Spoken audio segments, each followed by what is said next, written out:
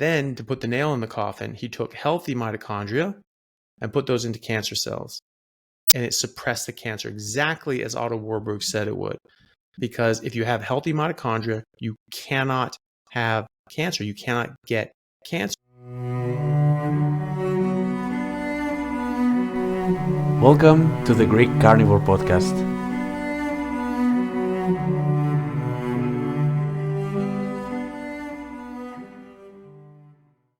Hello, everyone, and welcome to the Greek Carnivore podcast. And today we have a great guest with us, Dr. Anthony Chaffee. Welcome, Anthony. Thank you so much for being here. Yeah, not a problem. Thank you very much for having me.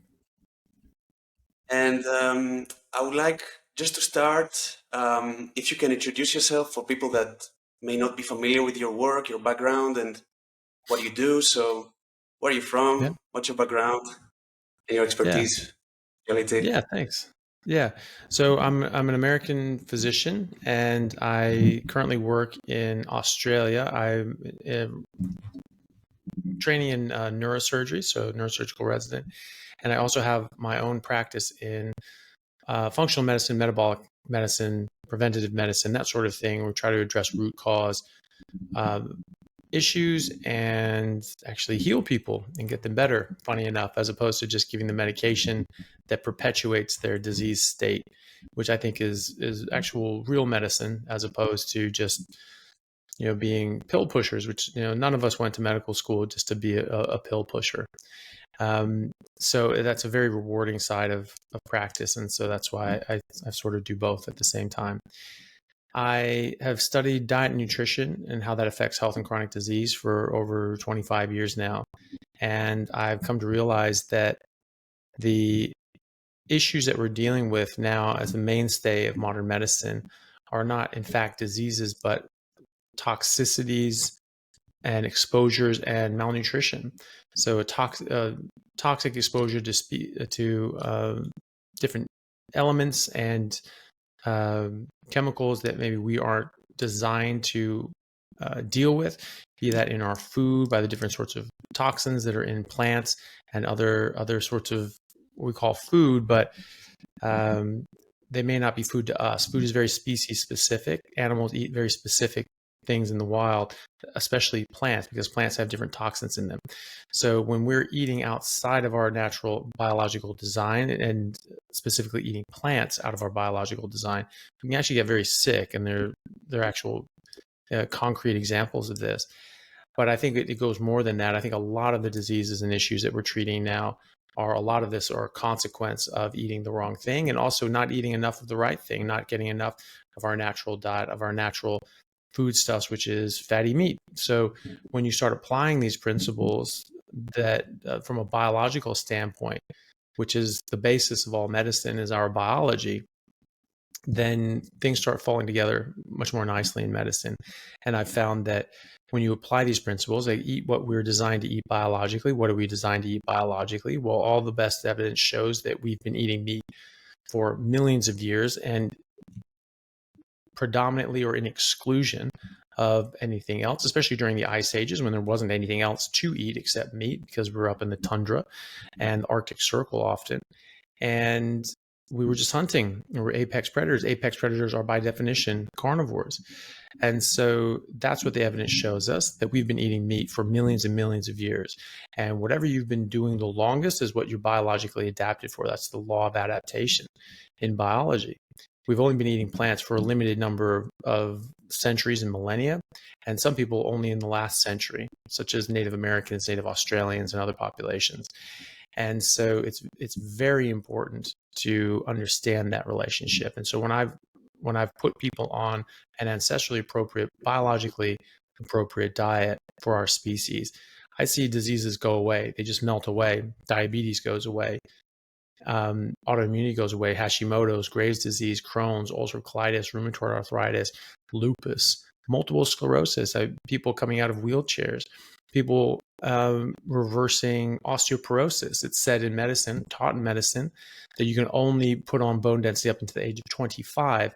And then after that, it's just entropy from there on out. Your body's just decaying and eroding. Why is that? There's no animal on earth besides humans that follow that pattern. And when you eat a natural diet, it doesn't happen either. So I have patients in their 60s, women who have osteoporosis, who on 8 months on a high-fat meat-only diet, a carnivore diet, that they actually, and resistance training, that's important to stimulate the bones to grow. And by doing this, they've actually reversed their osteoporosis. And the first thing that their osteoporosis nurse says, like, wow, this is amazing. Your scans got better. I've never seen this happen. What medication are you on? What drug did they put you on? And because that's the thought, it's just like the only thing that can make us better are these drugs that have never existed to help diseases that have never occurred. Right. So Yeah. it's very strange. And so she said, no, I'm not eating anything. I'm not taking anything. I'm just eating meat. And that's all I'm doing. So we're seeing these things absolutely reverse. We're seeing people come out of nursing homes with end stage Alzheimer's. We're seeing people go home and go back to their families and become independent. We're seeing people get new leases on life. We're seeing people come out of wheelchairs with multiple sclerosis, and on MRIs, their lesions are reversing and resolving. So this is literally curing diseases and removing the root cause. About 90% of the diseases that we treat nowadays as a mainstay of modern medicine are these so-called non-communicable chronic diseases, things you can't catch and pass on to each other, and yet they're growing like crazy. So what is that? Obviously, that's environmental. And so it's not genetic and it's not transferable. So what is left is environmental. And so you identify what's going on in the environment and you remove that, and then you get better. And they say, well, what about, well, if plants are so bad and meat is so good, then explain India. Well, India explains that because they eat very little meat. Their life expectancy is 67, and they have some of the highest chronic disease rates in the world. They eat about 3 kilos of meat per person per year. And 20 years ago, they ate 5 kilos per person per year, and they were actually healthier then. They actually have more metabolic disease, more diabetes now that they're eating less meat. And explain Hong Kong, because they eat the most amount of meat per capita in the world, and they have the highest life expectancy. India has some of the highest rates of metabolic disease and diabetes. They have a 30% diagnosed diabetes rate. And there's so many people living rurally. I mean, who knows how much higher that is of people just haven't gotten diagnosed. That's 3 times higher than people in America, these fat, slobby meat eaters that eat a whole bunch of processed food and meat and alcohol and all these other sorts of things. And yet these are plant-based, whole food, plant-based eaters, and they have 3 times the rate of diabetes. So, if you think plants are so good and meat so bad, explain India, then that's what I go back at them for. So that's what I try to do with my podcast and my practice. I try to just let people know the facts, and then they can just get better on their own. They don't need doctors after that.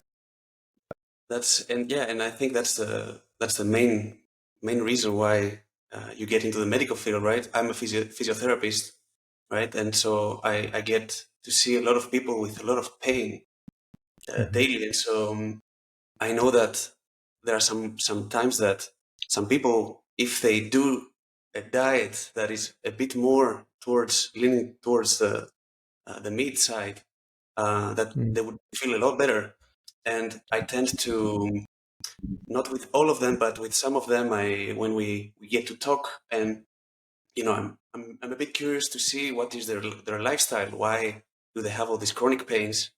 And usually when we go into the diet, basically it's like, no, meat, I avoid meat. And it's very interesting because I have never seen, well, of course, carnivore people, we are not a lot in this planet. So it's not like you go out and you see a lot of people doing what we do, but I have yet to see a person that is, have all these chronic pains and eats meat every day. So what I wanted to ask you was how did we get this so wrong in our science? Because when we look at some research, some studies, they say, well, it's proven that the meat is causing cancer. It's scientifically proven that to be harmful, and so be careful about it. So how easy is it to see, are there any inconsistencies in those claims, and how do somebody can how does somebody see those inconsistencies or some potential bias on some researches? Because mostly, I would say 99% of people just look at the abstract or the title, meat causes cancer. So, and it would just stop there. So how would you go about looking all that inconsistencies or biases?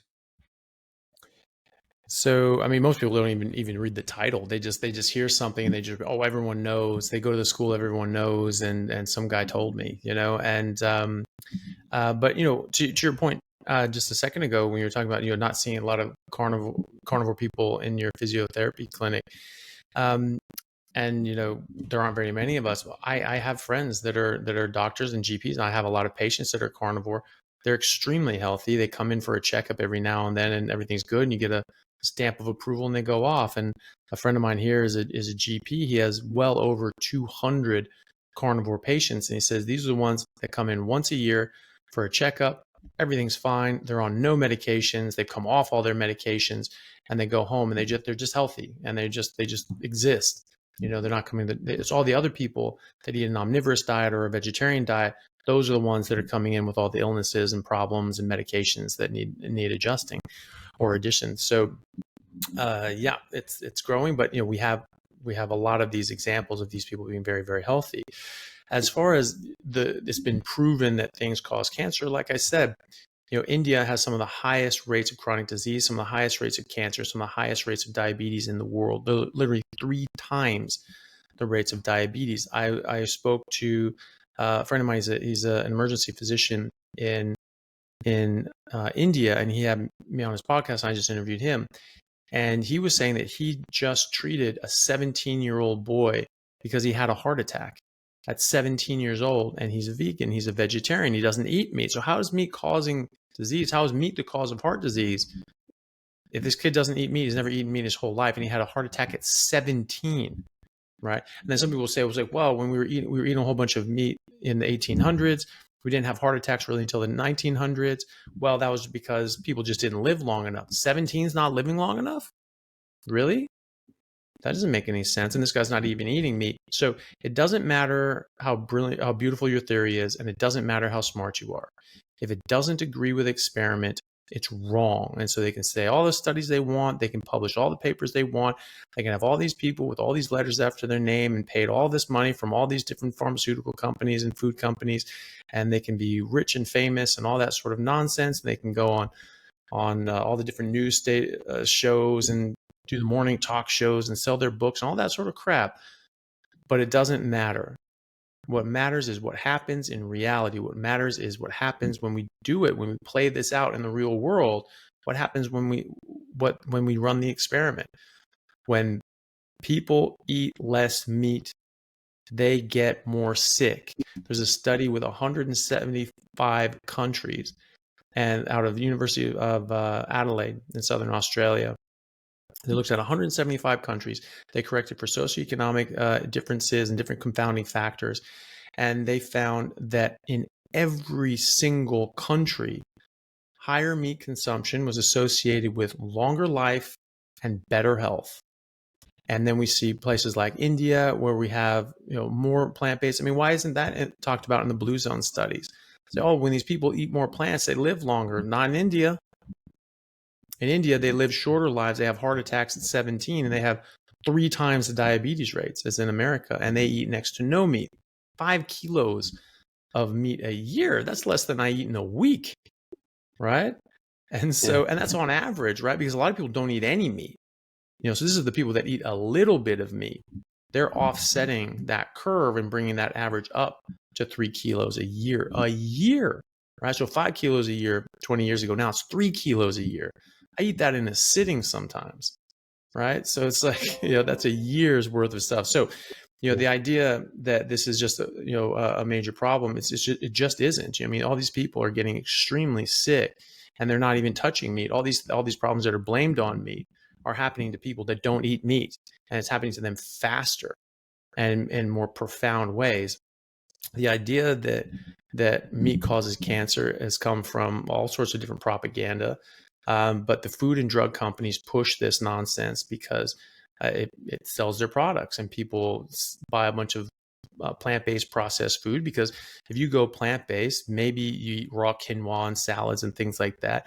But most people after a while get bored with that, just start buying processed food and a whole bunch of junk food. And that's what makes the money. And so the majority of people going plant-based get processed junk food. And so that's what they're trying to push people into. There may be other reasons as well. There certainly are, actually. There's both economic and ideological reasons behind this. There are even religious reasons behind this that I've spoken on, and I do a lecture on how our nutritional medical guidelines are corrupt, and I go into detail about that.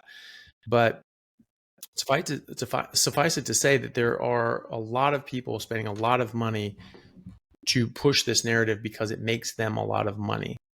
And so that a lot of that has come from that. So the idea that meat causes cancer comes from a 2015 WHO report, where they basically put processed meat on as a level 1 carcinogen, meaning that it causes cancer. They're saying this causes cancer, processed meat. And they said unprocessed red meat might cause cancer, probably causes cancer, right? Okay, well, that's not really helpful. But if meat doesn't cause cancer, but processed meat does cause cancer, it's clearly nothing in the meat that's the problem. It's whatever you process it with, whatever you added to it, the plants, the spices, the seasonings, the sugar, the artificial ingredients, right? That's what's going to cause a problem. So why are you blaming the meat for what you've done to the meat? Also, the WHO has on their website a page, an entire document discussing the natural toxins found in foods, in everyday foods. And it doesn't say plant foods, it says all foods. Every single one of these known toxins is from a plant, a fungus, or an algae. There isn't a single one identified in meat of any description, right? Algae can get into seafood and you can eat the seafood, but it's the algae doing the harm. So they don't talk about a single toxin in meat. So what's causing the cancer? What's causing the heart disease? What's causing the diabetes? What's causing these problems? If there's nothing inherently bad in meat, as per the WHO, from their objective findings, there is nothing. It's like, we cannot find a single chemical that's wrong in meat. They can find hundreds of thousands that are wrong in plants, because plants make about 1 million different defense chemicals. And so we've categorized these things. We've named most of them, or at least the categories of them. None of that in meat, not a single one, right? So how does that work? So the thing is with that 2015 study is that, or that proclamation, was that it was eminently biased. There was a gentleman who was on that panel, and he said that was the most difficult thing he ever had to go through in his professional career. He said he saw them throw out hundreds of high quality studies that showed no association whatsoever between meat, and especially unprocessed red meat, and cancer or any other deleterious health outcome. None. And they threw these out in favor of very poorly designed, in the words of the University of Washington, junk studies, lazy science, because it had tons of confounding factors. These people smoked more, drank more, had other sorts of confounding factors. What they considered meat was things that just contained meat, such as pizza and fast food in general. Oh, because there's a 2-ounce burger patty and meat patty in there, that's the only thing that counts, not the bun and the sauce and the seed oils and the nightshade potatoes deep fried in trans fats and a whole super big gulp full of sugar. Yeah, but that's meat though, right? So this is fraud. Yeah, and they found such a weak association as well. It was very weakly associated. It was only like an 18% increased association. When you're looking at epidemiological studies, if it's under 200%, it's useless. It's background noise, right? And they just said, no, it causes cancer, definitely. They knew for a fact that it did not. It wasn't even associated with cancer in all the best studies, and the other ones were just weak garbage studies that showed a very weak garbage association. So he said to them, he said, listen, you guys are all vegans, vegetarians, and Seventh-day Adventist church members. Seventh-day Adventist church, for people that don't know, they believed that meat is a sin because it causes lustful feelings. That was the sentiment back in the 1800s, that you should eat plant-based in order to suppress your sexual urges. And then the Seventh-day Adventist Church codified that in religion and said, God said you have to stop eating meat because it causes lust. And they still believe that, and they still push that. And they were members on the panel with WHO who were of that belief structure. And she said, you guys need to declare your biases, and they refused. So this is out there, and this is not the only time. There have been a number of Seventh-day Adventist Church members who have been on different panels, like the McGovern Report in 1977, when they said, "Ooh, we need to watch out for cholesterol. That probably causes cancer." Or Dr. Pritikin, who came up with the Pritikin diet. It was all about heart healthy and all these sorts of things, and cut out this, that, and the other, and you cut out all the fat and blah, blah, blah, blah, blah. And he was a professor at Loma Linda Medical Center, which is a Seventh-day Adventist medical school. And you have to be a Seventh-day Adventist church member to even apply to go to medical school there. And so he taught there. Dr. Stephen Gundry taught there for 17 years. He wrote a book called The Plant Paradox. And, I have a lot of time for Dr. Gundry because he understands that plants have toxins. This is, Botany 101. I mean, this is just something that everyone knows. They can look it up. They just try to, no, plants are so good and so great. And no, they're not. They're living creatures, and they like to stay living organisms. And so, when you eat them, they die. And so they defend themselves like everything else. And their defense mechanisms are toxic in nature. And so he recognized this, and Gundry said, yeah, you have these toxins. They don't want you to eat them. This is how they defend themselves. This is basic botany. And he wrote a book on it called The Plant Paradox. And it's a paradox to him because you can't eat meat. That's bad for you. You have to eat plants, but plants are bad for you. What the hell is it? It's a paradox. Well, he's taught at the Seventh-day Adventist medical school. I don't know if he's a church member himself, but every single person that applies it for medical school has to be a church member. So, I would imagine that they want you to be at the very least.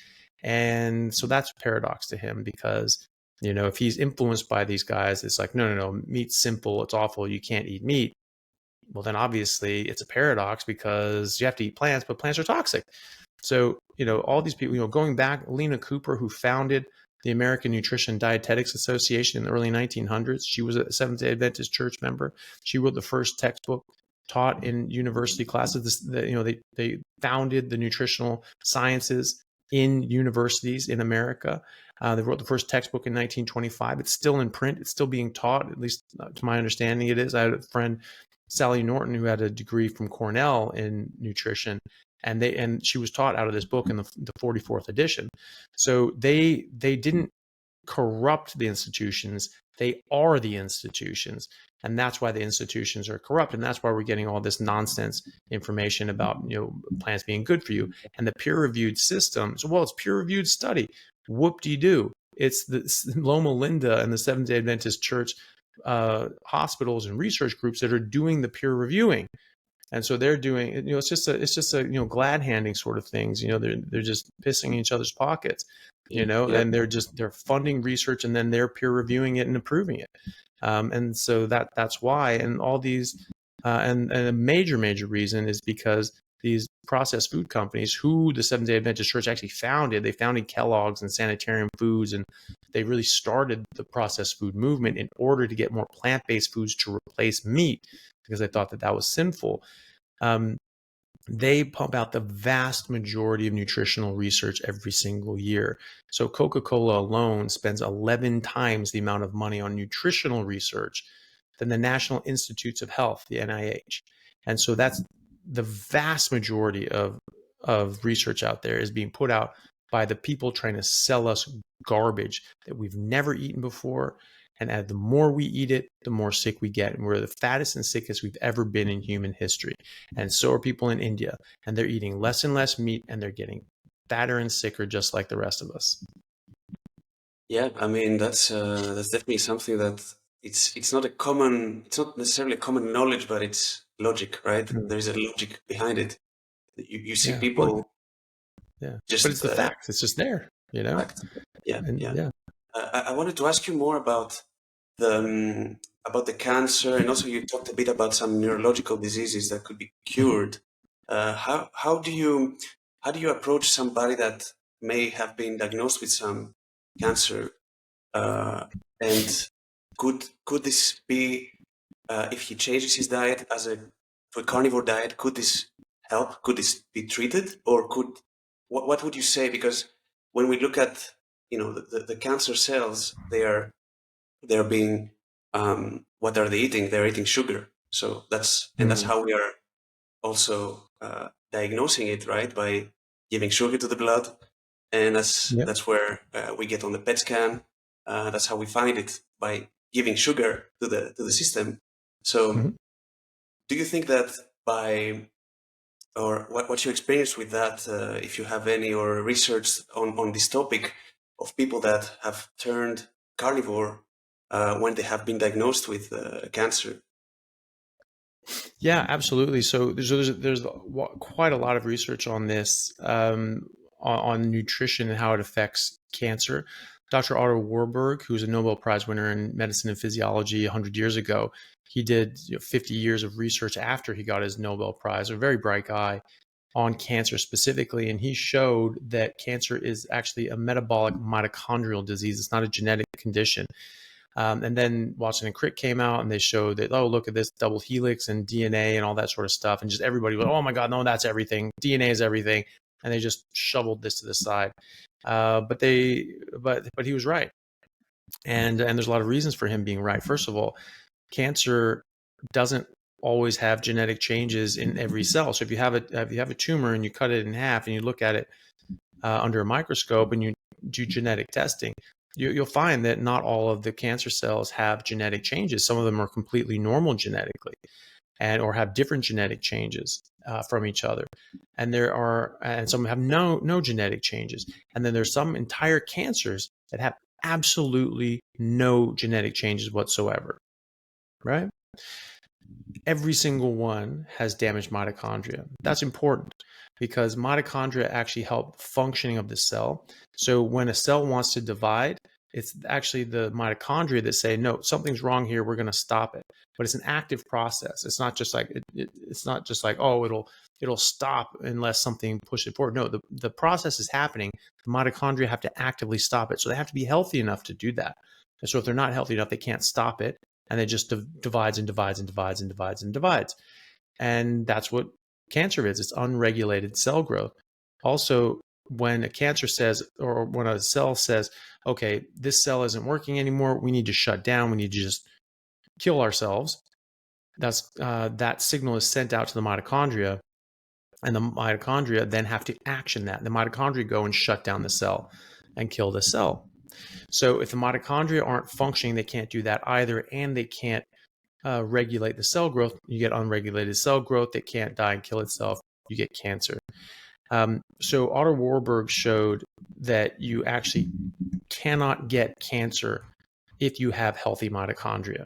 So people are calling different diseases different types of diabetes. Now, diabetes is not a disease. It's really toxicity. It's carbohydrate poisoning. And there's other things too that cause insulin resistance and high blood sugar and things like that. But you can think of it in that regard. It's carbohydrate poisoning. Sugar, alcohol, seed oils, other sorts of things can cause this as well. Stress even. But what it comes down to is you're being exposed to something in your environment that's interrupting your physiology and normal working of your metabolism. And then you get problems from that. You get high blood sugar, which is toxic to the body and damages you. This is what kills diabetics, is chronically elevated blood sugar. You lose your toes and your feet, then your legs, then your kidneys, then your eyes, then your heart, and then you die. That's from high blood sugar. And then so you raise insulin to try to stop that. Okay. So then you're chronically raising insulin to keep that fire down. If you have a fireman come to your house to put out a fire, you don't care about the water damage that's being caused by the fireman. You just want the fire out, right? But there is water damage being done, and that's something you have to deal with. That's the insulin. So the insulin is causing ancillary damage, but it's putting out a fire, this critical emergency, and you're getting collateral damage. But what if you start a fire every day and your fire department comes every day and it's putting out that fire and getting more water damage and more water damage and more water damage, slightly more burn, slightly more wet, slightly more burn, slightly more wet? Eventually your house is going to fall apart. And that's what happens with diabetics. And that insulin starts causing problems too, because insulin doesn't just force energy into cells. It affects over 100 different processes in your body. It's very interesting. People look this up. They affect all sorts of different things, hormones and other physiological processes in your body. And so we're now seeing that when insulin starts rising higher and higher, and you start requiring more and more insulin to meet your blood sugar demands, and we call this insulin resistance. But either way, the insulin is going up, and your demand for insulin is going up, and that's chronically elevating the insulin. Now everything is out of balance. If your insulin's at a 5, which is a nice place for your insulin to be, everything is affected at a 5. But then you eat some pasta and it goes up to a 35. Now it's affecting everything at a 35. But now over the years, we require more and more insulin. So now your fasting insulin is 35. Now it's all the time, all day, all night. It's affecting everything at 35. And then you eat and it goes up to 75, 85. I had a patient 2 months ago who came in, his fasting insulin was 72, right? Remember, 5 is where you want to be, right? And he's at 72 fasting. So if he was eating, it's going to be much higher than that. So that's causing a lot of metabolic harm and distress in his body. And so that is very problematic, very damaging to the body. And so you get all these problems. So we're calling Alzheimer's type 3 diabetes. We're not getting enough glucose into the brain. There's insulin resistance. You can see this on PET scans. Like you said, you give someone glucose and you see where the glucose goes. Now you can see it with cancer. That's the Warburg effect in principle, because he showed that because they have damaged mitochondria, they require 400 times the amount of glucose as other normal cells. And so you give somebody an injection of glucose and you see where it goes, and you see this hotspot: cancer, cancer, cancer, cancer. And you're like, okay, that's because that's where the sugar went. So every time you have a bagel or some bread or a pasta, that's where the cancers, that's where the carbs are going, and you're just feeding those cancers. You can also see that for the brain. So the brain can take up a lot of glucose, but now you see it's actually diminished in people with Alzheimer's. They don't take up as much glucose. And so that's type 3 diabetes. And you put someone on a ketogenic diet, diabetes goes away, but also the Alzheimer's improves. That's been shown in clinical trials in humans, that a ketogenic diet, a carnivore, like a carnivore diet, a high-fat, meat-based ketogenic diet, which is a carnivore diet, is a better treatment for Alzheimer's than every medication ever trialed. And that's because you go on ketones, you don't need insulin for that. Just boom, you just get energy in your brain, and that can reconstitute into fat, and you can rebuild the structures of your brain. And now they're calling, so that's type 3 diabetes. Now they're calling type 4 diabetes. Sorry? Is it reversible? To an extent, yeah. And I mean, because you can regrow parts of the brain. You can regrow, and you get everything. There's a lot of things that go into it as well, like vitamin B12, for example. If you have lower than 400, you can actually get nerve damage and demyelination, and actually shrinkage of the brain. There's a study in 2008 from Oxford that showed that people under 400, really under 320, that after 5 years of B12 under that level, their brain shrank by 5%, right? So, we're not, again, this is toxicities and malnutrition, right? Toxic buildup of a species inappropriate diet and a lack of species specific nutrition. Too many toxins that screw up our brain, not enough nutrients for our brain, your brain's not going to work properly. And so you can reverse this to an extent. There are people in nursing homes, running nursing homes, that put people on ketogenic carnivore diets, and they're getting them home again. They're getting them rehabbed and sent home again, which is amazing.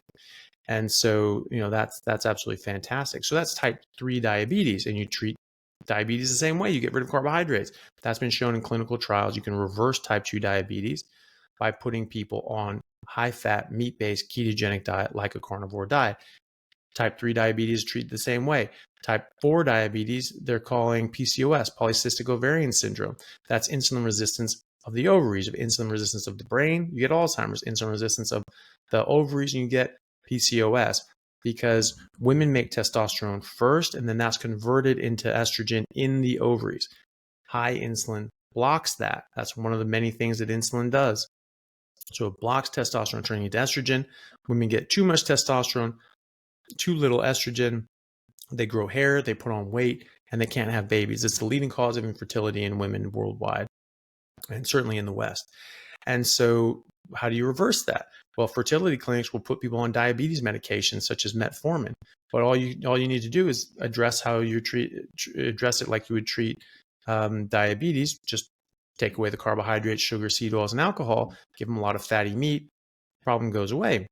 And then you have cancer, which I've started calling type 5 diabetes, right? Because again, if you don't have damaged mitochondria, you can't get cancer. That's what Warburg showed. In fact, Thomas Seyfried, Professor Seyfried from Boston College, he's one of the top cancer researchers in the world. He does a lot of research in ketogenic metabolic therapy for treating cancers.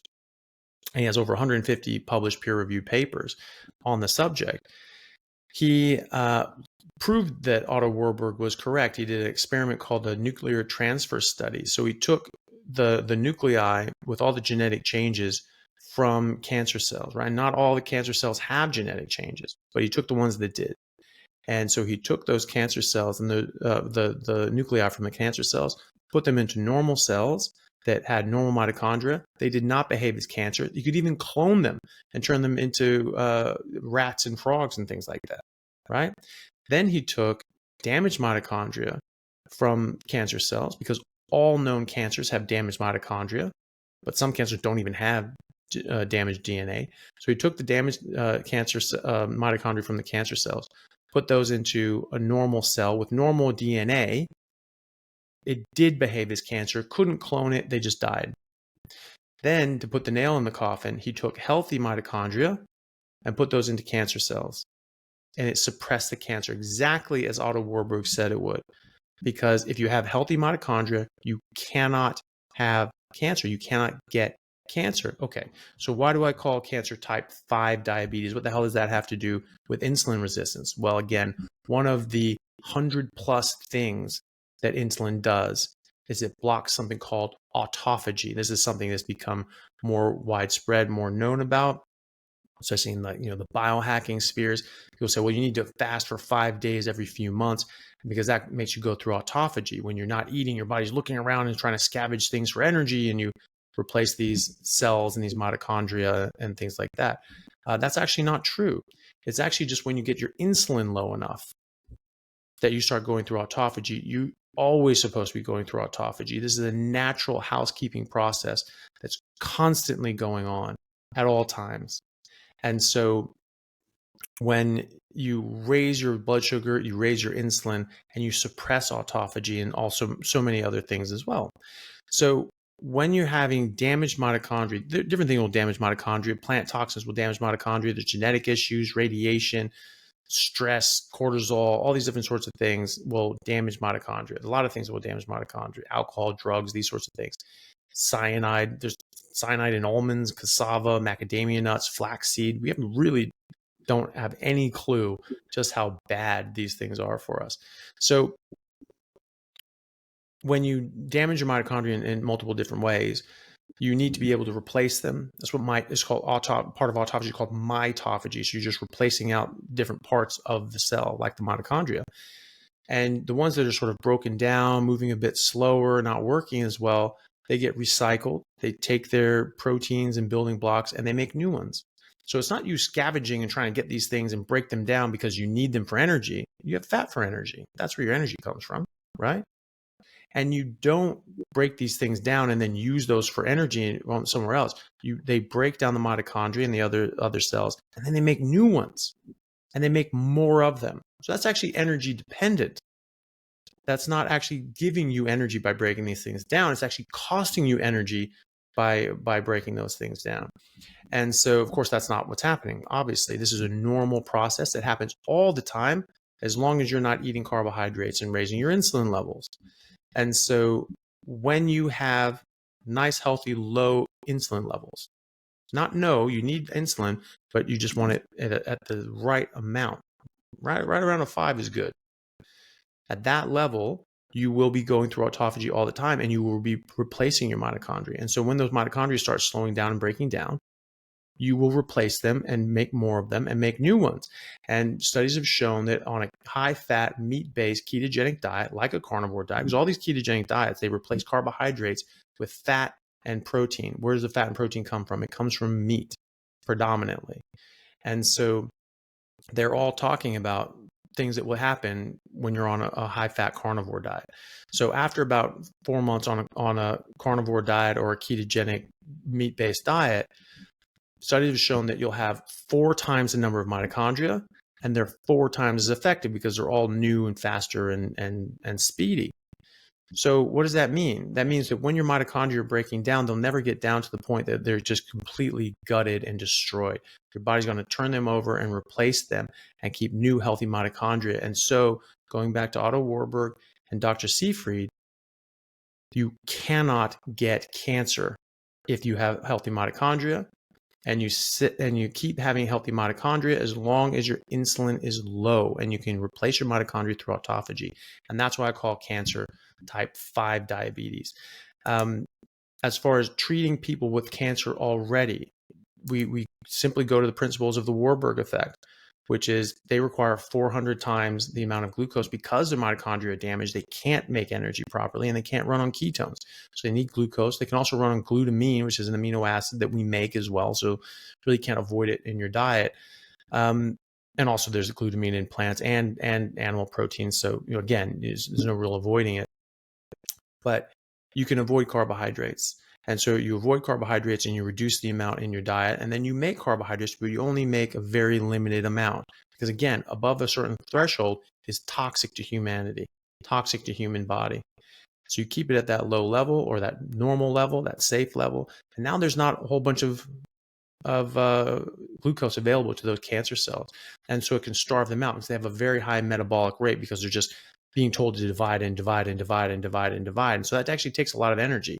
So they need a lot of energy. They need a lot of glucose. Now you're limiting it, and they start dying off. And then your body tunes up your immune system. Your body can start fighting this better. In fact, you actually tune up your immune system specifically to fight cancer when you go on ketogenic carnivore diets, because it's the best. I have a friend of mine, Dr. Sean O'Mara, who came to a carnivore diet because he studies visceral fat. He did a large study with the National Institutes of Science with some like 6,000-7,000 people. They did abdominal MRIs looking at visceral fat around the organs. They found this was strongly connected with metabolic disease and other sorts of chronic conditions, and there were reasons for that, physiological reasons for that, and that if you wanted to reduce the amount of visceral fat that you had. And he said that the best diet that could do that was the carnivore diet, a ketogenic carnivore diet. And so he came to a carnivore diet because it was the best way to remove visceral fat. Now, why is visceral fat significant in cancer?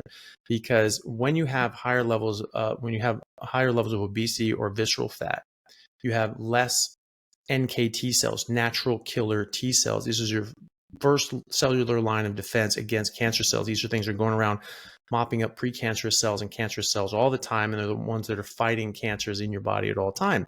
So you need them. You want more of them, or as long as they're healthy. And so people with higher visceral fat have less NKT cells in circulation. That's just something we've noticed. It's a correlation, and we didn't know why. Well, now we know why. The University of Trinity or Trinity College in Dublin, Ireland, they actually found last year, or the year before, that when you have visceral fat, there are actual receptors on that visceral fat. The visceral fat is different from other fat around your body, and so it acts differently. It can actually act hormonally. It can secrete estrogen and other sorts of metabolic changes to your body. But what it also does is that it can bind and pull in natural killer T cells, NKT cells. And so if you have more visceral fat, now you can run marathons and you can be skinny fat. It's called TOFIs, thin outside, fat inside, TOFI. And you can be very slender, but you can have a lot of visceral fat. And these people are metabolically sick, and they have higher rates of cancer and diabetes and all these other sorts of things. They're carb loading. They're eating a lot of sugar and carbs to load up for the race, and then they're having troubles afterwards. So in any case, they found that when you reduce your visceral fat, it just releases all these NKT cells, and it helps you fight these cancers as well. Being in ketosis or on a ketogenic diet has been shown again and again and again to be beneficial for going through chemo and radiation, in fact. So people that are in ketosis, when they start chemo and radiation, it sensitizes the cancers to the chemo and radiation, so they're more effective treatments. and it protects your own cellular structures from the damage of chemo and radiation. So it's a very beneficial thing. Even without the Warburg effect, it's already benefiting people. You're getting more natural killer T cells, you're getting protection from chemo and radiation, but it also directly affects the energy dynamics and energy availability of these cancer cells. And then different cancers require more or less glutamine and glucose. GBMs, which I treat as one of the more common cancers in the brain. It's really the most common primary neoplasm of the brain, and that is very, very dependent on glutamine. And so what do? Well, there's medications that can lower the amount of glutamine or interrupt glutamine metabolism. And these are some that are used experimentally called DAWN, that can be used as a chemotherapy agent. And there's other agents that Professor Seyfried talks about and has published on, such as like antiparasitics like fenbendazole and mebendazole and things like that. And that's now being used in research purposes to see how this can affect cancer outcomes, because it limits the amount of glutamine available to the body. So and then again, also with the glucose side of things, or other things you can do to lower your glucose even more. Fasting is one of them. Limiting the amount that you're eating is another. And taking diabetes medications such as metformin. You don't want to take insulin because that's going to screw up other problems. But things like metformin, that lowers your blood sugar even more, and you get what's called glucose ketone index, GKI, and that's something that Seyfried has published on. And you get your glucose lower, your ketones higher, and so your GKI goes down lower, and that has actually been shown to be beneficial as an adjunct to treatment. And Seyfried is, especially for certain cancers, he thinks that the nutritional direction is actually a better treatment, because that's the thing. This is a point that Seyfried points out, is that we're thinking about cancer as a genetic disorder, so we're treating it as a genetic disorder. So we're looking for genetic remedies, but it's not a genetic disorder. It's a mitochondrial disorder. It's a metabolic mitochondrial disorder. And until we start addressing it like that, we're not going to have very good outcomes. And in fact, for GBM, we haven't had a major advancement in GBM treatment in decades. And yet, when people change their diet and go into a carnivore diet or a ketogenic diet, high-fat, meat-based ketogenic diet, which a carnivore diet is, people are having far better outcomes with GBM, which is extremely aggressive cancer. It's a 3-month average survival from diagnosis without treatment. And with treatment, with full surgical debulking or resection, with chemo, with radiation, you're getting 15 to 18 months on average. And so that's very difficult to deal with. It's considered a terminal disease. As soon as you get that diagnosis, you are considered terminal. And that's a very hard diagnosis to get. But there are people alive a decade later that refuse chemo and radiation and just did the dietary measures, and they don't have any sign of tumor on MRI. And some of these guys haven't even had a full resection. They had a partial debulking, got a diagnosis, and then just did the dietary change treatments, and they've done far better than most people. But that's not just anecdotal. There are trials. There's about 24 human studies, so a lot of animal studies. It's really interesting. So Seyfried did one on mice, and so he implanted GBM equivalents into rat brains, and they had 4 groups. One was just fed normal chow that you give to the rats. Another was fed a calorie-restricted ketogenic diet. All these studies that look at ketogenic diets, the calorie-restricted ones do best, lowers that GKI more. And then they were given something called DAWN, D-O-N, which is a long chemical name, abbreviation for long chemical name. And that interrupts glutamine metabolism in the body. And that's actually used for other cancers like leukemias, but it's just not used for GBM, not yet, but hopefully it will be. And then the 4th group had both the calorie-restricted keto diet and the DAWN. So they started these treatments. They're all given sort of chow. And then as soon as they started exhibiting symptoms, then they either left them the same, just eating chow, put them on keto, put them on Dawn, or did both. And so what happened? They started exhibiting symptoms. They just did the same thing. They were dead in a couple of days. They went on a ketogenic diet. They actually lasted another week or so on top of that. Then the Dawn group lasted twice as long as that. And the group that gave them Dawn and the keto diet, none of them died. None of the rats died. And they looked at them on imaging, and the GBMs just shrunk down or even disappeared. And then they sacrificed the animals after 40 days, and they looked at them on histology and got a better look at it. Cancer cells were just dead. They were just all dead. They said killed them all because they attacked the two main fuel sources, glutamine, glucose, and the cells couldn't function. They couldn't meet their metabolic demands, and so the cells just died. And that's what should happen. And so, yes, you can definitely treat this in that regard. And we're seeing this in humans now. So there are smaller trials, but they do exist. There's even a randomized controlled trial in humans with about 20 participants showing the safety and efficacy, and people are doing much better. There are case series, not just case reports, but there's an entire case series out of Cedars-Sinai Medical Center in America. It's one of the top medical centers in the world. And they've been using ketogenic metabolic therapy for, I don't know, I want to say like 15 years now, but it's like the fourth line treatment. You know, they do surgery, they do chemo and radiation, then they do more surgery, more chemo and more radiation. Then they do tertiary and chemo, and then they get Avastin, which is just, you know, that's just Hail Mary, and there's no surgery after that because the brain's just so friable. You can't do surgery; they'll just bleed to death. You can't stop the bleeding.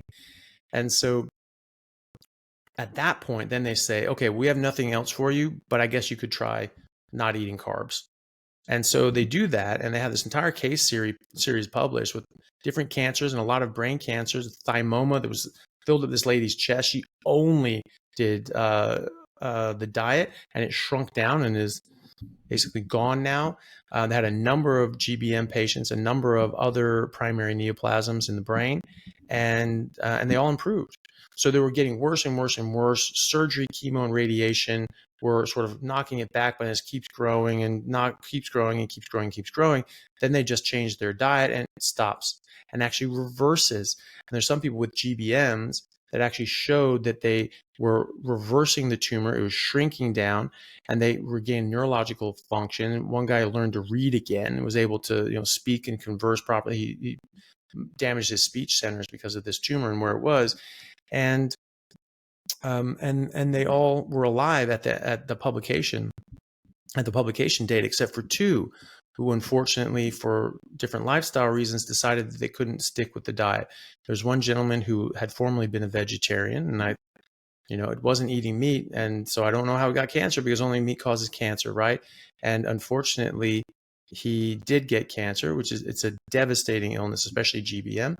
And he went through fourth line of treatment. He was on the Avastin, and he said, okay, I'll go keto. And of course, it's animal-based keto because that's what you replace carbohydrates with. And so he did better. And he was one of these ones that had significant neurological improvement, and his cancer was actually shrinking. And he was able to go out and socialize with friends and do all these sorts of things. And then he just said, this lifestyle is not working for me. I want to eat the way I want to eat. I want to be in my circles. I don't know if he was, it's a case report, or a case series, so you don't know all the details of this, but it could be that in his vegan vegetarian community, they're like, how can you do that? Meat's so bad for you, so acidic. You have to get away from it. You have to go to plants. And obviously, if meat's doing this for you, plants are going to be even better. Unfortunately, his brain cancer recurred very quickly, and he died shortly after that, within the year anyway. And which is very sad, because it was going the other way. It was shrinking down, and he had a life again. I don't understand why people say, look, I can't deal with this lifestyle. I want to change this lifestyle for another lifestyle that's going to make it so you don't have any lifestyle. You don't have any life. You're going to die. It's very sad. Yeah. Sorry, go on. This is something that I've seen a lot with people, that they get so many changes so greatly, so transformations, huge transformations. They look better, they feel better, they have better mental health, better physical health. And then something happens and they stop because of, and I think that's what I try to focus on more lately, is that the psychological part and the fact that the person has an identity, right? And so my identity is, I am with these people, I am doing certain things, and it involves maybe drinking, it involves maybe, going out, parties, and eating some cake here and there. I like it. So changing from this lifestyle to something that, well, all this you liked your whole life, just give it away and just find a new identity. And for many people, they will do it for maybe a few months, and then it's too much for them because they don't have this mental work of, okay, I'm becoming somebody else, basically, right? So I'm no longer this sedentary partying, and like I have been doing great, better. So I need to take care of this person now, and so and that's what I have found, that a lot of people just go back because they've been conditioned through their whole life to live a certain way, and doesn't matter the results that they get, and that's very frustrating for I've a close family member that was in this category, and he really got amazing results, and he got back. It's like, why? Yeah. Right? Yeah. So it was exactly that, and I see this many times. Even some people that they believe in the carnivore diet. They're like, yeah, I believe you. This is something that I truly believe. I want to do it, but my lifestyle doesn't allow me. But I have kids, so I have to cook for them, and I have to change all these things. Yeah. And not many people are ready to do that. So I guess a question I can ask you to close, because we're getting to That's fine. the ending now. And Yeah. thank you so much for being Yeah. here all this time. Yeah, no problem. Do you have any program, or do you do any one-on-one coaching with people, and what do people benefit from this coaching, or if you have any programs? So I do. I try to make everything available for free. I don't want this to be behind a paywall. I don't want people that just, can afford to, pay extra to get this. I want this available to everybody, because this belongs to everyone. Good health belongs to everyone. Every living organism on Earth is healthy throughout their entire life as a species, by and large. Except for us, we're sick. We're sick more often than we're healthy. Every other life form is healthy more often than they're sick. So that's something wrong. And so, our birthright as humans is that of health. The natural state of being is that of health, and yet our state right now is that of sickness and disease. And so this is something I want everybody to have access to. I sort of kept getting asked more and more, like, oh, do you have a group? You have a coaching group? And I was just like, just watch my videos, just watch these. You can do it yourself. But a lot of people really like that sense of community, and they like a more hands-on approach. And so I did develop a group with a friend of mine, Simon Lewis, and it's just called How to Carnivore. And the website's just howtocarnivore.com. And we do a 30-day challenge starting on the first of every month of the calendar month. And we just say, okay, it's just a challenge. Okay, 30 days, you don't eat anything except meat and water. You don't even use spices. It's just meat, it's just water, and just see what life can be like.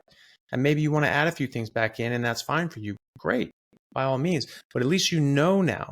At least you know how this affects you. At least you know if there's a difference. And there is a difference. There's a massive difference. And generally, by the end of those 30 days, if people are able to do it, they just feel so great. They don't want to go back. And so they say, no, I'm not. I'm doing this forever now. And so that's what it is. And so far, we've been getting a lot of positive feedback. We've been doing it for the past year and a half or so. And we have a lot of resources on School, SKOOL. And so we have a lot of resources there, a lot of videos, again, that I make available for free. There's nothing special there from a video point of view. We have different blogs and a lot of testimonials and write-ups where that's different. That's sort of more unique, and sort of putting these things in order so that people would say, if you're seeing this for the first time and you haven't come across it before, sort of do these things in these steps, and this is what you should learn and understand. And then there's also great chat in the school group, because people are asking questions and discussing things. And so you can do the search function and say, hey, has this question been answered before? Oh yeah, great. That's it. Or if there's a new question, they can, ask questions. There's a lot of people that have been there for a long time. They answer questions. I answer questions. Simon answers questions. And then every week we have a weekly Zoom meeting where everyone gets to ask questions live. And so we do that every weekend, and I answer a bunch of questions. We try to work through any issues, and that helps everybody too. So those are the things. That's the group that I have. I also have a Patreon group, just my name, Anthony Chaffee, MD, and that is just more of a community type of thing. We do have weekly calls twice a week, depending on the tier you're in, and we have a Discord community. It's actually really, really great, and everyone's very supportive and helpful. And that just gives more of a community sense, and more people around them that are doing what they're doing. They're not the crazy person in the family anymore. They're like, hold on, there's a lot of doctors and lawyers and factory workers and salesmen, and just normal people that have brains in their head and are doing this. And so this isn't, I'm not a freak. This is normal. I can do this. And we have a book club. We read different books that are interesting in these sorts of spaces. And yeah, so that's been very good too. And then as a last resort, I do one-on-one consultations over Zoom. I mean, if someone's local to where I am, I just have a medical practice and, just go and see them there. But if someone's remote and or not in the country, I can talk to them over Zoom. But I always preface that, because I have to charge for my time. I don't want to charge. I just want people to have this information. So I say, hey, here are some videos that you should watch first. This should answer most of your questions. If there's something on top of this, happy to help out. But I don't want you to pay for something if you're going to if you don't need it, if you can get your answer for free. And so I do consultations on Zoom. I just threw a Calendly link. I could send it to you if you wanted to put it up. But of course, I'll put all the links on the yeah. description so everybody can check this out. Yeah. And I think that happy to. I do like when people can get the information for free, because I hate charging people for that sort of thing, because I just want people to be healthy without having to pay for it. And I see people in the office. Obviously, that's sort of what that is too. But you can do blood work and go into more depth and things like that. But it's actually really nice. You meet a lot of very nice people and able to get a lot of really, really good results. I've seen some pretty amazing things happen, and to the point that I can't unsee this now. When you have people with cancer and other diseases significantly improve when they take these very simple dietary changes. It's not always easy, but it is simple. It's straightforward. You stop eating everything except meat. You eat a lot more fatty meat. You only drink water. You cut out everything else. It is very straightforward, but some people can find it hard. But when they do it, they have fantastic results, and that's what I'm here for. Amazing. And I think your content is speaking for itself. You're really a great voice into the carnivore community. You've been into really into the details of every single thing, every single fear and misconceptions. And I think today was a really important and interesting conversation. I really enjoyed it. I hope you too.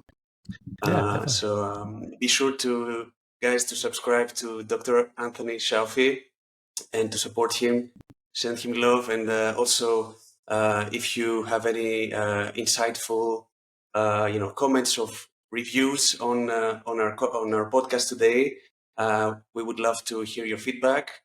And until next time, take care, and thank you again, Anthony. See you maybe next time. Yeah, not a problem. Thank you very much for having me. It was a pleasure. Bye-bye, everyone. Bye.